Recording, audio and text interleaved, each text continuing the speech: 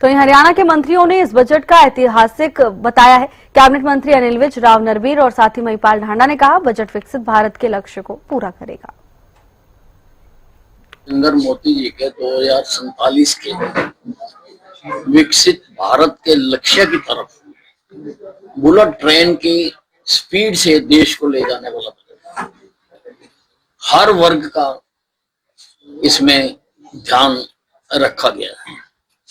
MSME की तरफ विशेष ध्यान दिया गया है, फार्मा की तरफ विशेष ध्यान दिया गया है,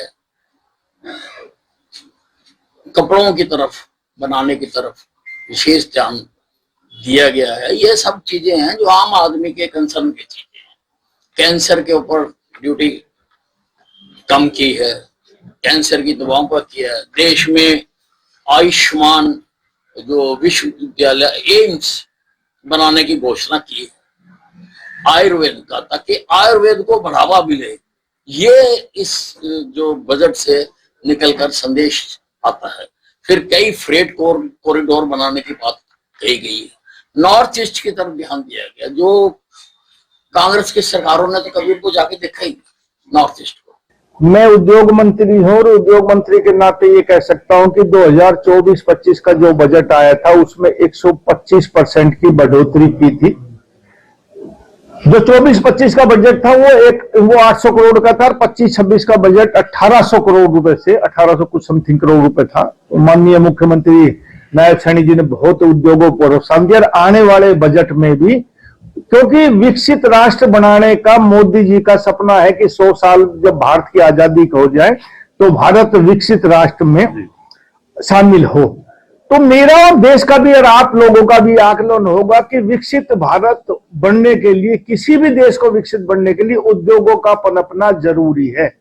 अकेले हम कृषि प्रधान देश से विकसित नहीं बन सकते, तो इसलिए उद्योगों को पनपाना जरूरी है। और उद्योगों में इंसेंटिव और सब्सिडी और नया बच्चों को प्रोत्साहन देना, नया इनोवेटिव लागू करना और एमएसएमई को प्रोत्साहन देना, आम रोजगार मिले, आम बच्चों को प्रोत्साहन मिले, ऐसी योजना इस 2026 के बजट में लाएंगे।